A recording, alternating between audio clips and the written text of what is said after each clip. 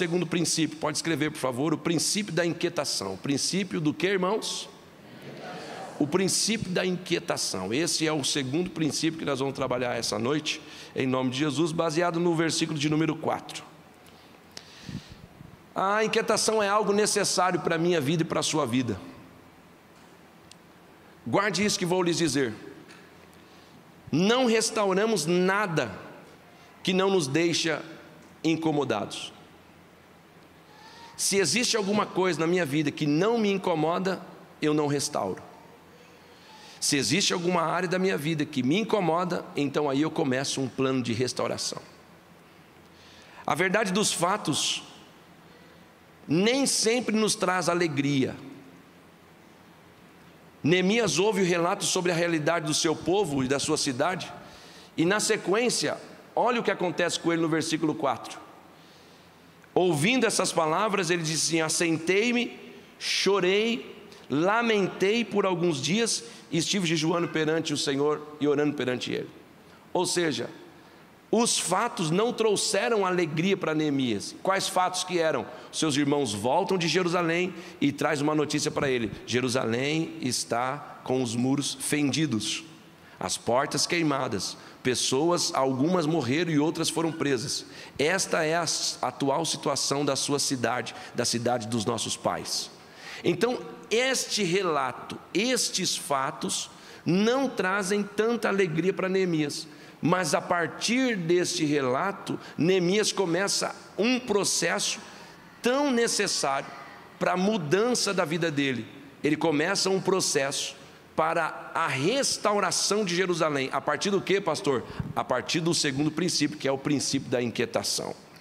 Como disse, a realidade nem sempre traz satisfação, mas o que a realidade precisa proporcionar é, no mínimo, uma inquietação na minha vida e na sua vida. Verdade que não produz inquietação na alma não abre espaço para mudança nenhuma. Afinal, o que não incomoda não necessita ser mudado na minha vida, na minha saúde, na minha casa, no meu trabalho e etc, etc. Notem, posso dar alguns exemplos para vocês. Por exemplo, estar acima do peso é um desses exemplos que eu falei. Vira e mexe alguém aqui e fala: nossa, eu estou acima do peso. Se reclama, é porque está inquietando e incomodando. Se incomoda, então está na hora de eu mudar. Se o meu peso me traz satisfação, seja ele, eu tenho quanto mesmo, amor? Eu tenho uns 81, uns pouquinho, 85 eu acho.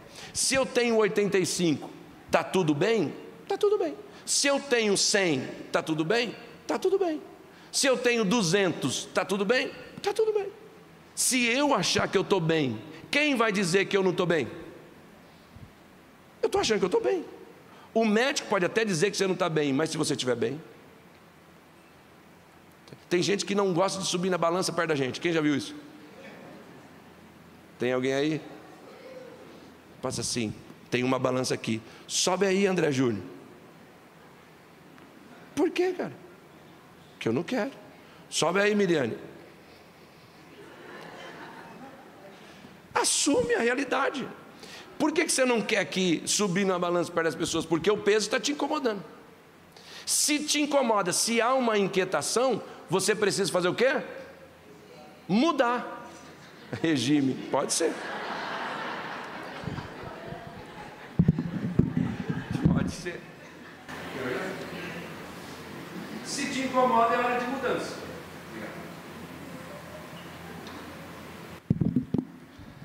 A pessoa só faz algo realmente importante quando passa a se sentir incomodado ou prejudicada de alguma forma. Por exemplo, o fumante, o cara que fuma um cigarro, enquanto fumar estiver ligado ao glamour e o charme, hoje em dia nem tanto mais, mas antigamente o fumar era um glamour, fumar era um charme. Tinha até os comerciais que os mais antigos devem lembrar, do Marlboro, né? O tiozão lá do cavalo, com aquele chapéuzão, né? Só os antigos, deixa eu ver aí, aí ó, só os antigão. E o cara lá no cavalo, você lembra disso? Então você não tinha que estar sentado aqui, você tinha que estar sentado ali. Então está lá no cavalo, para o lado daí, ele dava uma tragada aí os molecados tudo ficava, nossa, as minas pira se eu fumar. Então o cigarro, ele estava ligado ao glamour, é verdade, vocês nasceram numa época esquisita. O cigarro estava ligado a um glamour. Hoje é outra coisa, né? Pior, por isso que eu estou dizendo, nascer numa época esquisita. Estava ligado. Então, enquanto o cigarro, já que eu sou atrasado, está ligado ao glamour, hoje é o eletrônico, né? Enquanto aquele negocinho eletrônico, como é o nome? Vape, olha as ideias. Enquanto você está lá no glamour do vape, irmão do céu, Jesus não chamou você para ser chaminé. O cara acha bonito, ele puxa, enche e solta pelo nariz. Imagina o nariz igual o meu, soltando fumaça.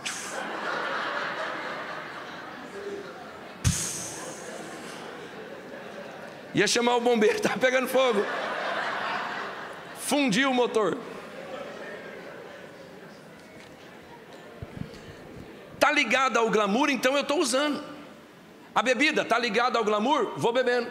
Está ligado aos namoricos, às pegações, tomar um drinkzinho, tomar um negocinho com gelo, com limão e papapá. Nós vamos tomando, porque está ligado ao glamour. Nós vamos fazendo enquanto está tudo bem. Mas o dia que o médico fala assim, se tomar morre. Quando começa a tossir, o cara que fumava antigamente, até hoje, mas antigamente tinha muita gente que fumava, muita, qualquer lugar. Para vocês aí que nasceram ontem, os caras fumavam em qualquer lugar. A gente estava num restaurante, tinha um cara do lado da gente fumando, dentro do ônibus. Amém ou não amém? Dentro do ônibus, estava dentro do ônibus, os caras fumavam, pá, soltavam fumação. Dentro do trem lotado, os caras, pá, soltavam fumaçona na cara da gente. Hoje não mais. Mas então quando o cara começava a tossir, aí a mulher já dava uma cutucada e ele falava, está na hora de mudar. Você vai morrer. Aí ele começava no princípio da inquietação.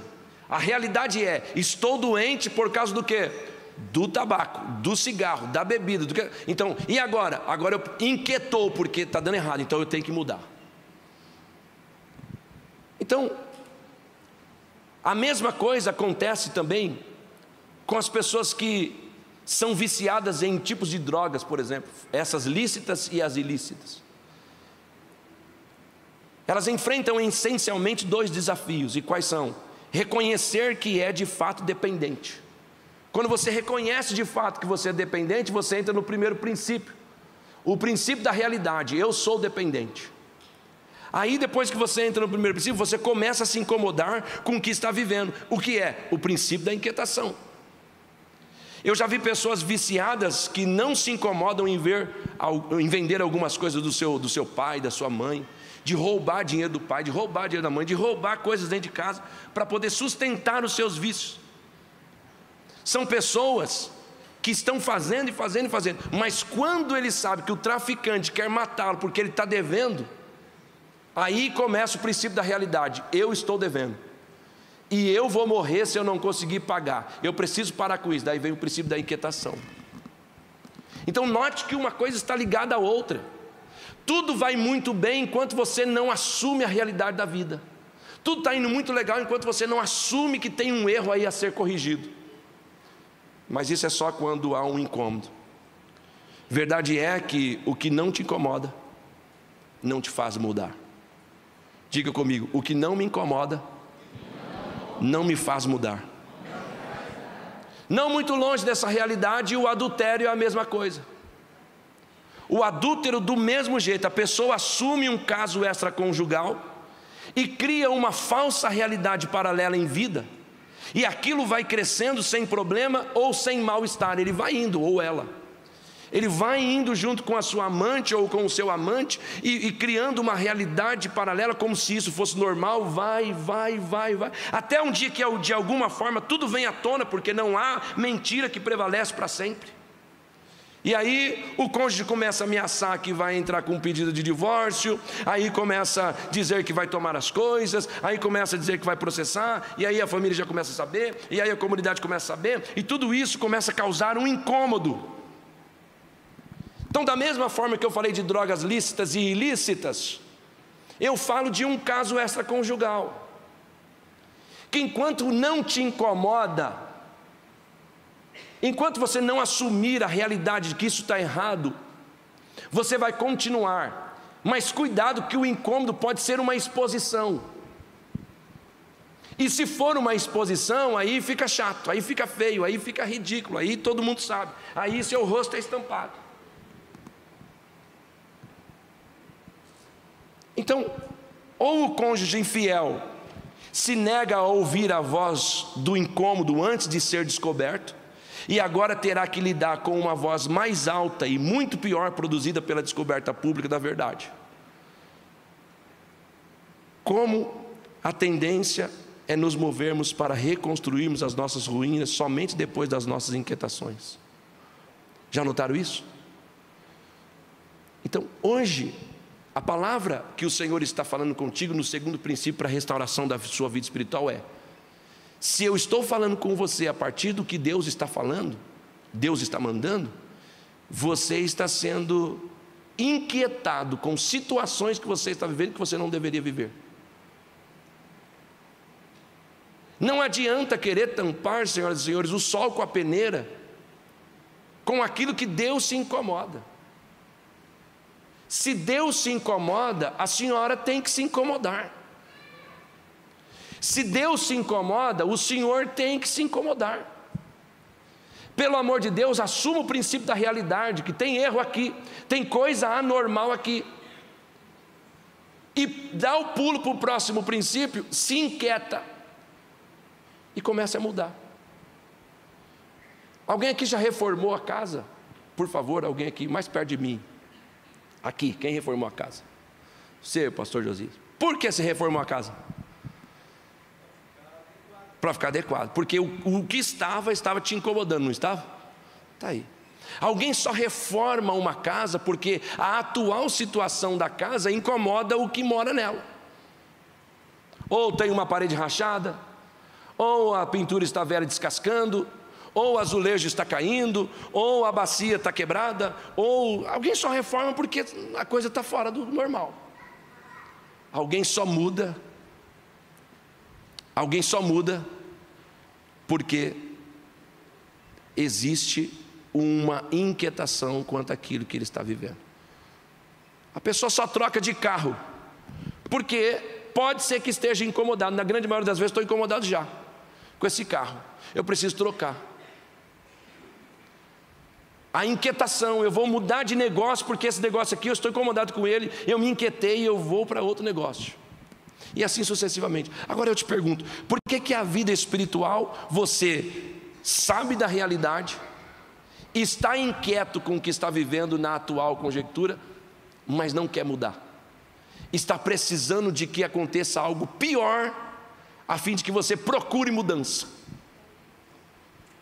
Por que com a vida espiritual você não trabalha de modo dizendo: eu preciso tomar vergonha e começar a assumir os princípios das quais eu estou aprendendo na minha igreja? Que realidade que eu vivo? Os fatos, ainda que ruins, são seus aliados. Os fatos, ainda que ruins, são seus aliados para uma mudança.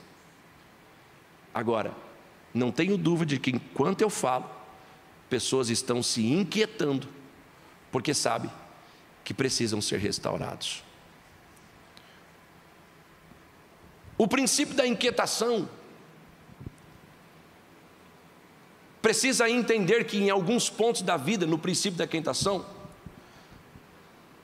nós temos que ter a percepção que somos orgulhosos, ou prepotentes, ou grosseiros, ou tendenciosos, ou o que for.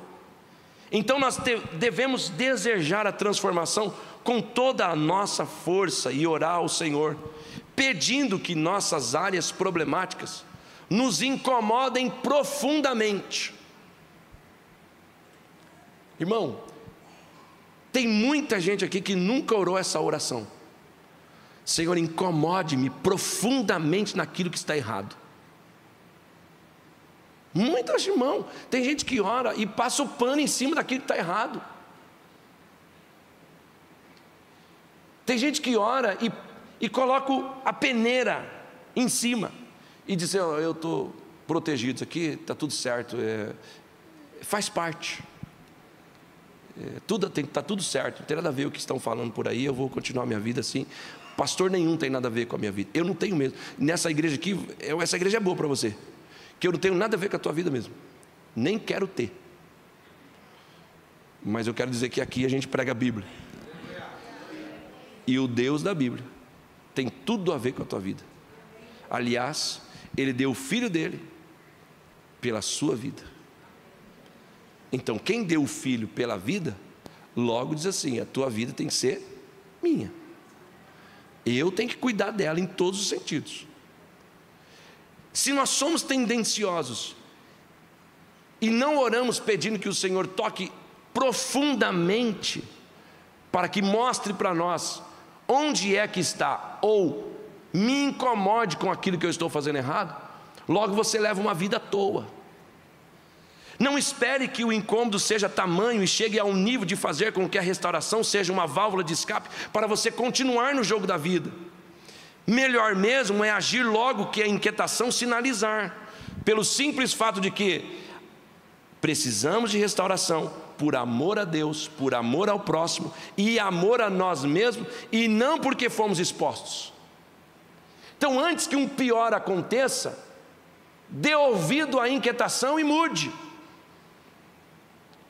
Antes que o pior aconteça, dê ouvido aos fatos, às realidades, e esta voz da inquietação que toda hora fala com você, toma uma decisão e muda de vida. Você concorda comigo que vai ficar pior se for exposto? Quem está comigo, diga amém. Não é a igreja que vai te expor, não é o pastor que vai te expor, não são os obreiros, não é ninguém que vai te expor, você mesmo que está buscando ser exposto por aquilo que você não corrigiu a rota. Historicamente falando, a inquietação é o interruptor de mudanças que aconteceram no mundo, por exemplo. Foi assim com Gandhi, lá na Índia, quando ele viveu diante da opressão inglesa. Foi assim também com Nelson Mandela, diante do apartheid. Foi assim que aconteceu também com o pastor Martin Luther King, diante da segregação racial. Teve uma inquietação e a realidade dos fatos estava a favor dele. Ainda que não eram boas, mas ele trouxe como sendo a favor dele. E aí ele foi inquietado por aquilo. Ele disse: agora nós vamos mudar. Mudanças grandes no mundo, elas aconteceram a partir de grandes inquietações. Não adianta você querer mentir para tentar resolver o que está errado. Conte a verdade, que a verdade cura. A verdade pode até doer, mas ela cura, ela sara. Quem está comigo? Em todos esses casos que eu falei, houve uma inquietação. E uma frase que fica impressa diante de tudo isso é que isso não pode continuar desse jeito. A situação que eu estou vivendo não pode continuar desse jeito. Eu preciso mudar. Eu não vou perguntar com quantas pessoas Deus está falando aqui hoje, porque eu sei que existem algumas pessoas que o Senhor fala. Quando Neemias soube dessa situação de Israel, era uma situação deplorável na terra, e Deus tinha prometido ao seu povo que ia viver isso por conta do que eles haviam pecado. O Neemias sabe disso, ele senta, ele chora, e começa a ser tomado por uma grande inquietação, inclusive leva ele até fazer uma oração. E aí eu queria que você voltasse para a Bíblia, Ricardo, por favor, coloca aí a oração que ele faz, a partir do versículo de número 5. Ele diz assim: ah, Senhor Deus, Deus grande e terrível, que guardas o conserto e a benignidade para com aqueles que te amam e guardam os teus mandamentos. Estejam, pois, atentos os teus ouvidos e os teus olhos abertos para ouvires a oração do teu servo, que eu hoje faço perante ti, de dia e de noite, pelos filhos de Israel, os teus servos. E faço confissão pelos pecados dos filhos de Israel, que pecamos contra ti. Também eu e a casa de meu pai pecamos.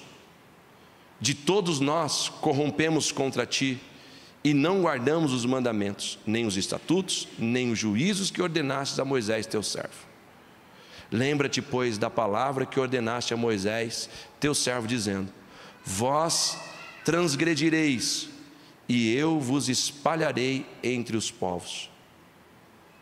E vós vos convertereis a mim, e guardareis os meus mandamentos, e os fareis. Então, ainda que os vossos rejeitados estejam no cabo do céu, de lá os ajuntarei e os trarei ao lugar que tenho escolhido, para ali fazer habitar o meu nome. Esses ainda são os teus servos, e o teu povo que resgataste com a tua grande força e com a tua forte mão. O que é isso aí, pastor?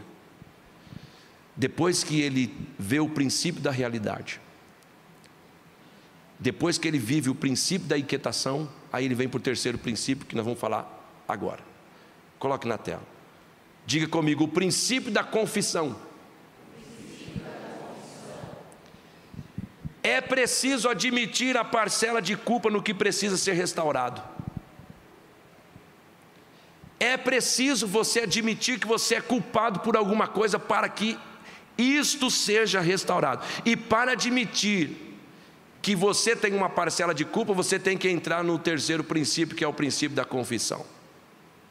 A restauração tem um start. No caso de Neemias, o start tem a ver com a oração de confissão. Naquele momento a restauração começa.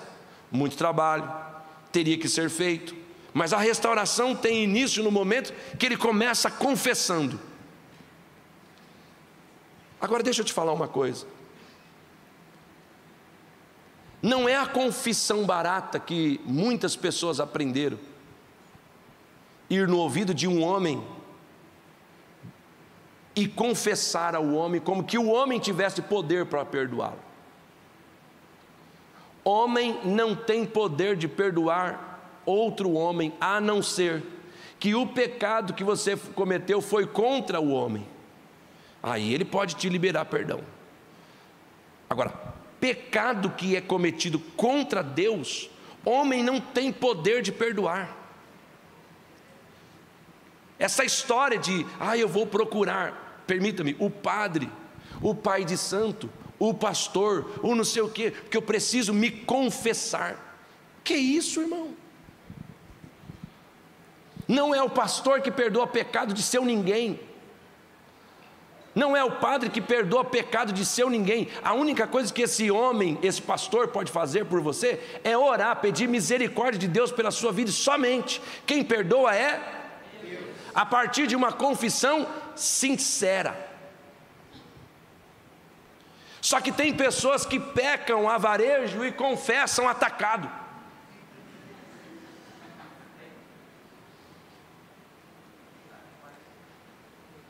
Ele dobra o joelho e fala: Senhor, perdoa o meu pecado, tu sabes tudo. É muito fácil, é muito insignificante. Senhor, tu sabes tudo. Ora, o que Deus quer de você é que você tenha uma confissão verdadeira. Da mesma forma como a restauração começa com a confissão e o reconhecimento de Neemias, em nossas vidas o mesmo princípio também é válido. Ele precisa ter a confissão. Quando você consegue orar a respeito da sua própria realidade, sobre as suas próprias ruínas, a restauração começa a acontecer. Alguma vez você já orou pedindo a Deus sobre as ruínas da sua vida? Alguma vez você já se preocupou com a tua vida espiritual que não ia muito bem? Alguma vez você já se inquietou porque você não conseguia mais sentir a presença do Espírito Santo? E você orou sobre esse negócio e confessou dizendo a Deus: eu sei porque é que eu não consigo mais sentir a alegria que a igreja está sentindo.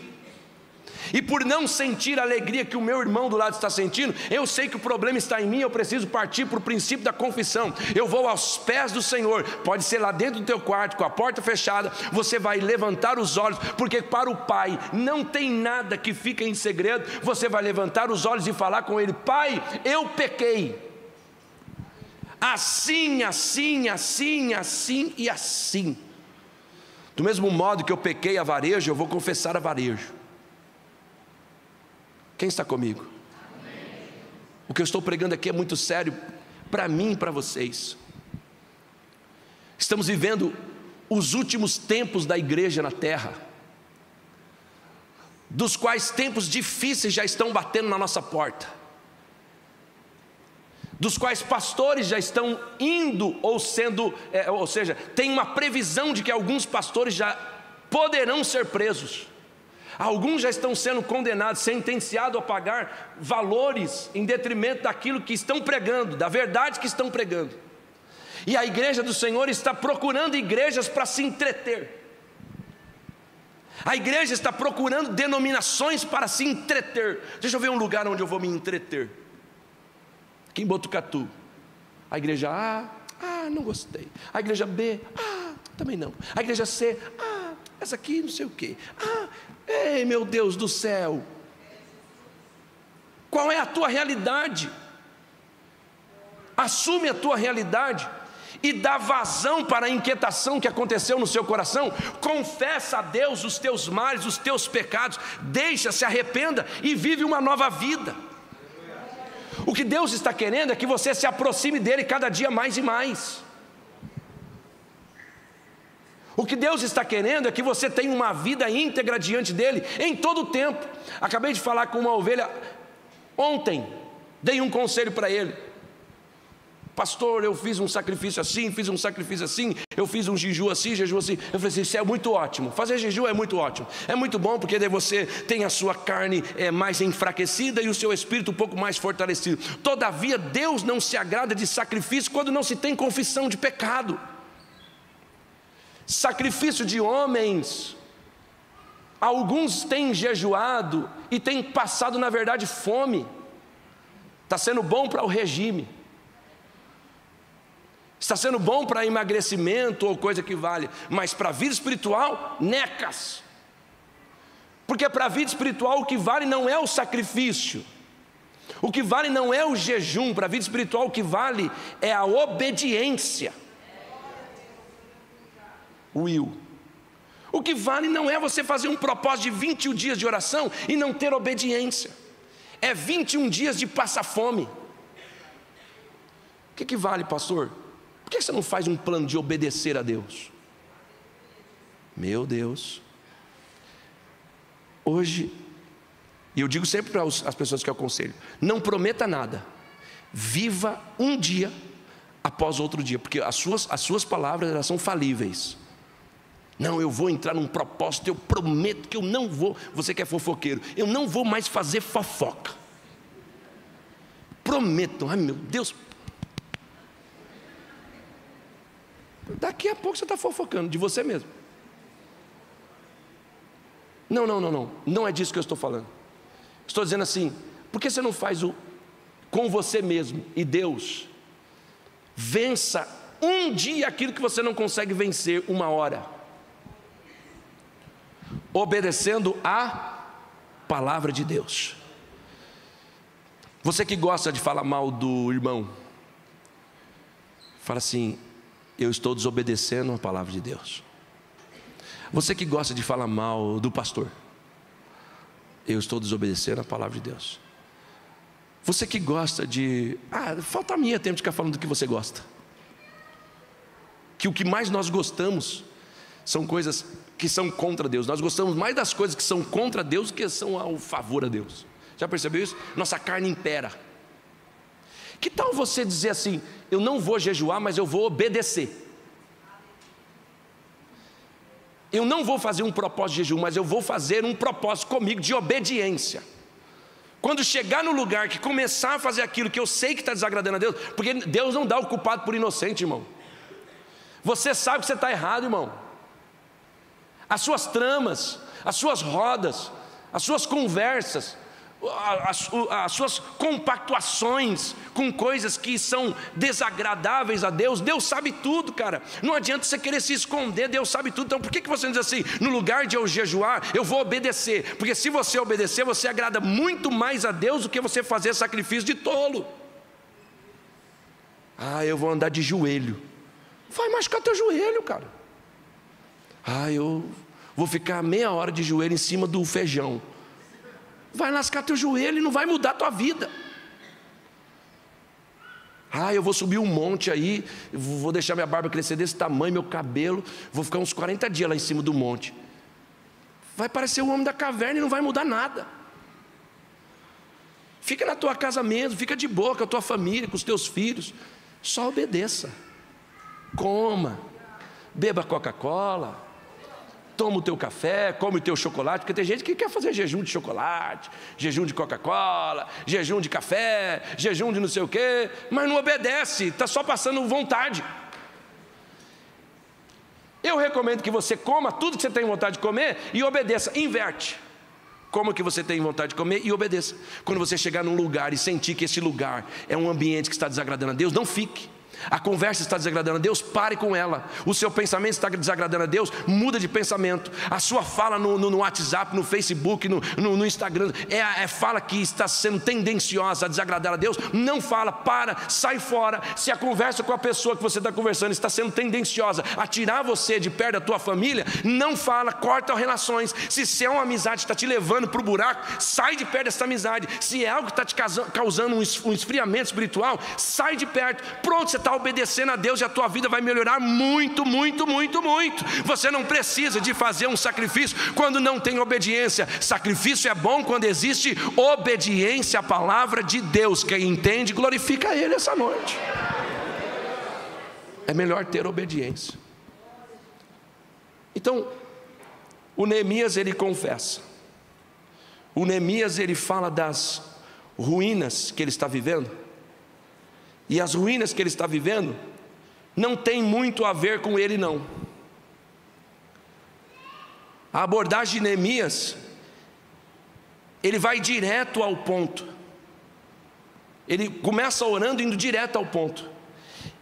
Seria mais fácil chegar e dizer a Deus que o povo de Judá havia pecado. Seria mais fácil ele chegar para Deus e dizer assim que os babilônios eram ruins, que Nabucodonosor havia pecado ao destruir Jerusalém. Seria mais fácil ele culpar alguém. Ele poderia ter orado e questionado: por que o Senhor permitiu Nabucodonosor fazer isso com a gente?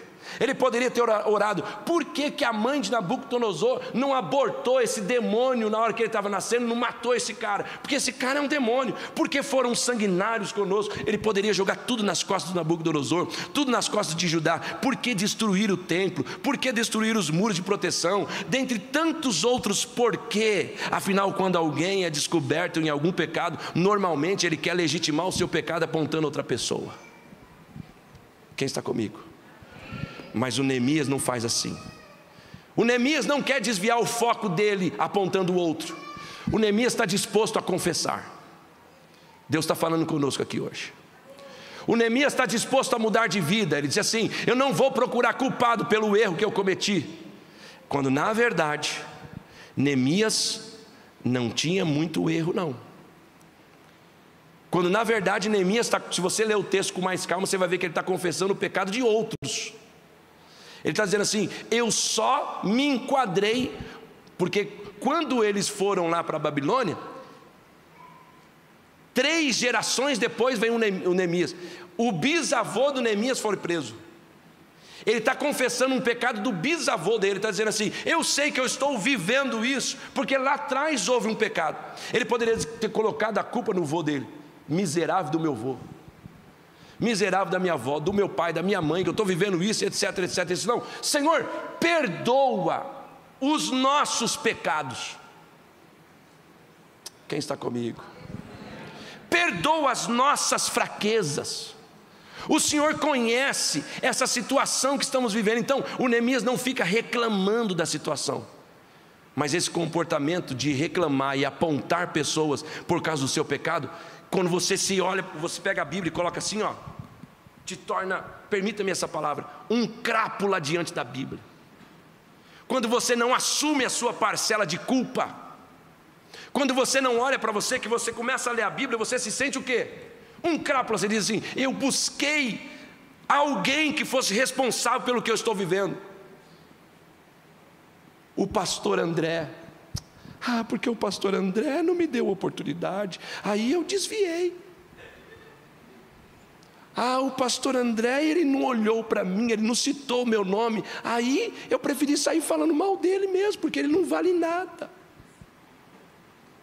Aí quando você começar a ler a Bíblia, você vai ver que você é um miserável, um crápula diante da palavra de Deus. Por quê? Porque você não assume as suas culpas, os seus erros, as suas fraquezas. Você quer culpar alguém para legitimar o teu erro. Você está feito Adão, a mulher que o Senhor me deu. Você está feito a Eva, a serpente. Por que você não assume e diz assim: eu mesmo sou um fraco mesmo, sou um pobre, eu cedi à tentação, eu deixei me levar pela tentação, e agora estou diante do Senhor dizendo: tem misericórdia de mim. Aleluia. Neemias não age assim.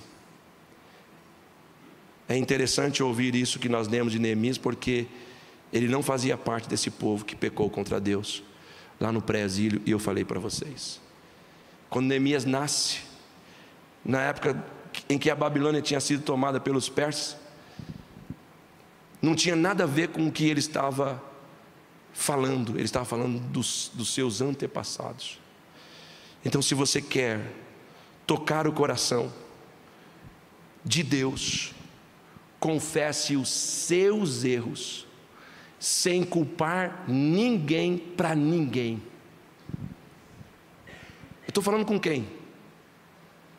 Com uma pessoa, que eu não estou falando com todo mundo se reunir num quarto agora, todo mundo se reunir num quarto, todo mundo, vamos lá e vamos confessar. Não, cada um fale de si para Deus. Não dá para você orar olhando para outro e dizer assim: Senhor, eu estou vivendo isso aqui porque o outro falou, porque o outro fez, porque o outro me empurrou, porque o outro me tentou, porque o outro me puxou. Não. É fantástico quando chegamos diante de uma pessoa pecadora e nós fazemos confissões.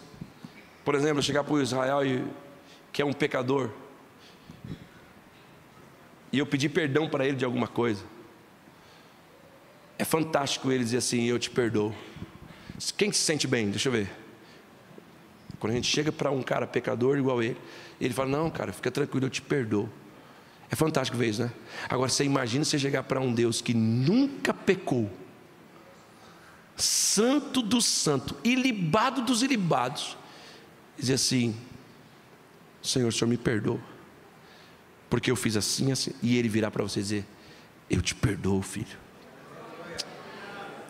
Se você se alegra com um pecador como você, dizer que te perdoa, e muito mais você se alegra diante da presença dele.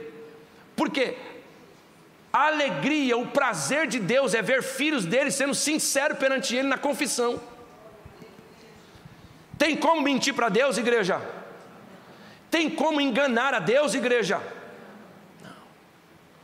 O Pai sabe tudo. E a restauração vem quando a inquietação nos move a entrar num processo de confissão de pecados diante de Deus. E quando nós reconhecemos oficialmente que fizemos aquilo que é contrário à vontade perfeita de Deus, o Senhor, que é um Deus amoroso, misericordioso e perdoador, Ele vai te restaurar. Quem recebe essa palavra em nome de Jesus? Porque Deus te trouxe aqui para te dizer: filho, eu quero reconstruir a tua vida. Irmão, pelo amor de Deus, olhe para mim. Nós, no mínimo, nós estamos aqui num número de 500 pessoas, 400 e uns quebrados. Olhe para mim. Sabe o que é esse número de pessoas restauradas aí fora, falando do que Deus é capaz de fazer na vida daquele que está destruído? Você sabe o que é uma igreja que está envolvida todos os dias reconhecendo seus erros, dizendo assim: Senhor, me perdoa, porque eu quero ter uma vida nova, uma vida transformada, uma vida íntegra diante de Ti. Você sabe que poder que tem essa igreja? Se você pudesse, em nome de Jesus, pensar como eu tenho pensado todo dia, só dá para a gente incendiar uma cidade se tiver homens e mulheres comprometidas com o reino de verdade. Só dá para a gente sacudir as estruturas de uma cidade. A gente não precisa de presidente, de governador, de prefeito, de senador, de vereador, de nada. A gente precisa da graça, do poder, da autoridade do Espírito Santo sobre nossa vida. Isso só vai acontecer quando nós reconhecemos que somos frágeis, que somos pecador, e assumimos o princípio da confissão diante dele, dizendo assim: sim, Senhor, perdoa as minhas mazelas, as minhas misérias, limpa-me, purifica, porque eu quero dar frutos para louvor do teu santo nome. Quem pode glorificar a Deus por essa palavra, glorifica.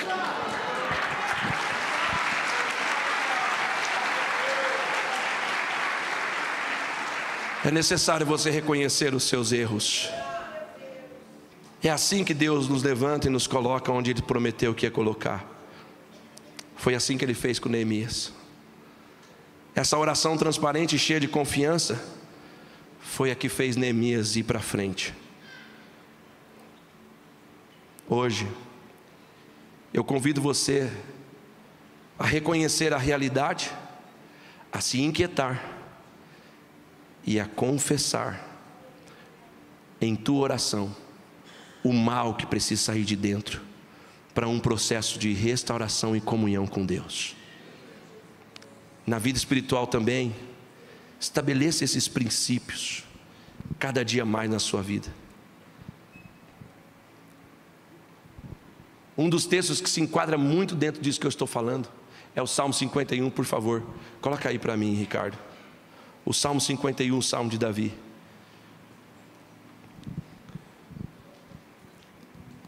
Até o versículo de número 12, está dizendo assim: tem misericórdia de mim, ó Deus, segundo a tua benignidade. Por favor, leia com atenção. Isso aqui é depois do pecado que ele cometeu com a Betseba. Tem misericórdia de mim, ó Deus, segundo a tua benignidade.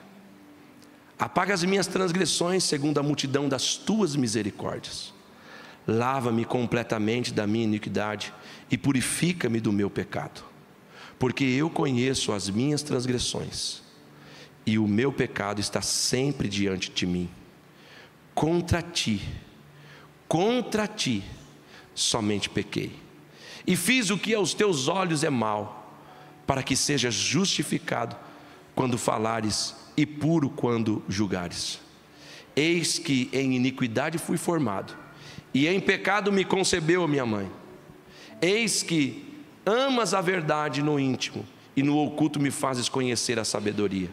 Purifica-me com ensopo e ficarei puro. Lava-me e ficarei mais alvo do que a neve. Vai. Faze-me ouvir júbilo e alegria, para que gozem os ossos que tu quebrastes. Esconde a tua face dos meus pecados e apaga todas as minhas. Sabe o que é iniquidade?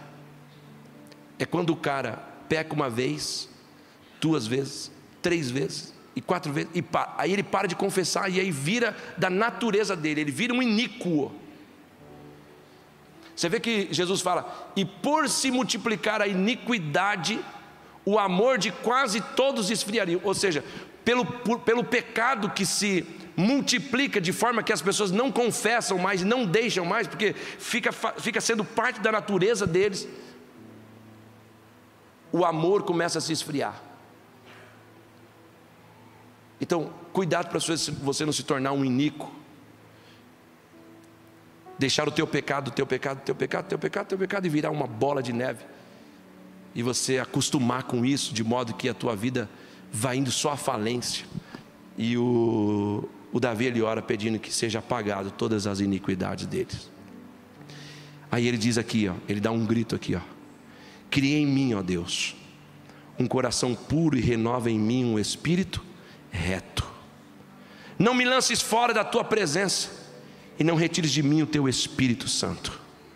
Torna a dar-me a alegria da tua salvação e sustém-me com o espírito voluntário. Uma oração desse tamanho, uma oração que tem gente que fala que não sabe orar. Eu acho que se eu também me enquadrar junto com vocês, eu me espelharia no Davi, porque uma das orações, as orações mais bonitas que nós vimos depois das de Jesus é a de Davi. Davi sabia falar com Deus, Davi sabia tocar o coração de Deus, mas não é por causa das palavras, é porque ele se colocava com integridade, com inteireza de coração. Hoje, nós nesses salmos vemos um homem profundamente quebrantado e disposto a restaurar suas ruínas existenciais, emocionais, espirituais, ministeriais, qualquer que seja. Porque Davi entendia muito bem o princípio da confissão como uma sequência imprescindível a qualquer sonho ou projeto de reconstrução. Repitam após mim: sem confissão não pode haver perdão. Aumenta o tom. Sem perdão, ruínas serão sempre ruínas. Você vai viver sempre em ruínas. A realidade da confissão, o princípio da realidade, o princípio da inquietação e o princípio da confissão. Isso quer dizer que a restauração começa em nós. E eu termino te dizendo que hoje Deus te trouxe aqui para te dizer assim: eu não estou dizendo que eu aceito todo e qualquer pecado. Eu te trouxe aqui para te dizer que eu aceito todo e qualquer pecador. Aleluia. Desde que entrem na minha presença, confesse os seus males e deixem, e alcançarão a misericórdia em nome de Jesus. Hoje eu estou falando com pessoas que precisam sair daqui puros, falando a verdade para quem precisa ouvir a verdade. E a palavra hebraica verdade, talvez vocês não iam conseguir escrever, mas entender. Emet. As 3 vogais em hebraico, eu vou dizer para vocês como ela é definida. Emet é a palavra verdade. Ela é formada pela primeira vogal, Aleph. Ou seja, Aleph é a primeira letra do alfabeto hebraico. A junção desta letra com Men, a Men é a letra do meio do alfabeto hebraico. E a última, Tav. A última letra do alfabeto hebraico é Tav. Juntando a primeira, a do meio e a última, define-se a palavra verdade. Alguém já entendeu?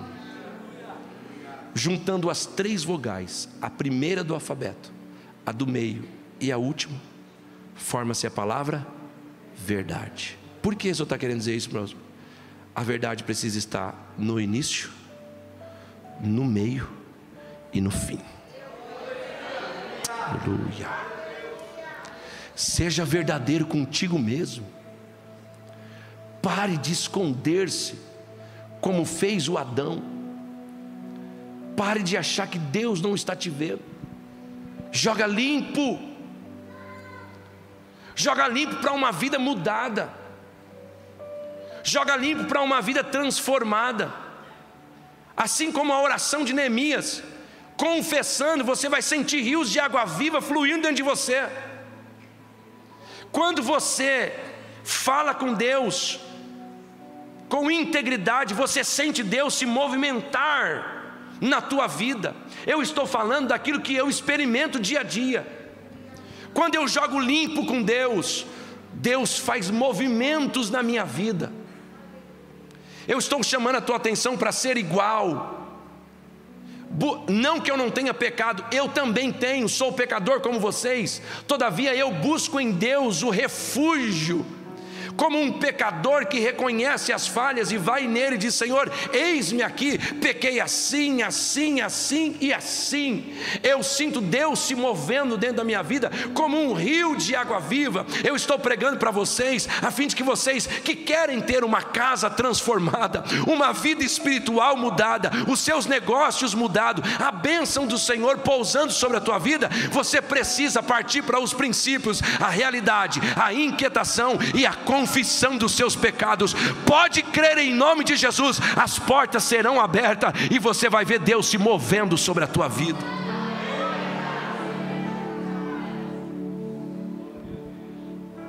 Hoje,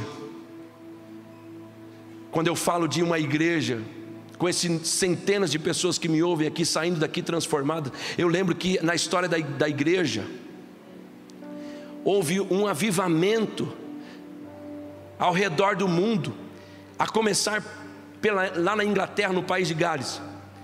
Eles experimentaram um avivamento tão forte quando houve confissão de pecados,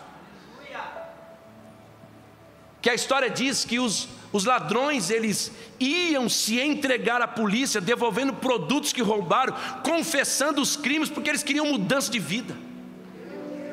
Quem que influenciou isso, pastor? A igreja do Senhor, que estavam fazendo o princípio que precisava ser feito, a realidade dos fatos, a inquietação e a confissão dos pecados. Ei, somos um, quer impactar Botucatu? Vamos começar pelos princípios que precisam, os princípios que precisam estar norteando a nossa vida, porque daí nós veremos a nossa volta acontecendo milagres, pessoas sendo curadas, transformadas, batizadas com o Espírito Santo, pessoas se entregando para Jesus, pessoas passando aqui na porta e sentindo a presença de Deus, dizendo: eu quero participar de uma reunião nessa igreja. Sabe por quê? Aqui existe um povo que reconhece as realidades, se inquieta com os erros e confessa os pecados. É só assim somos um.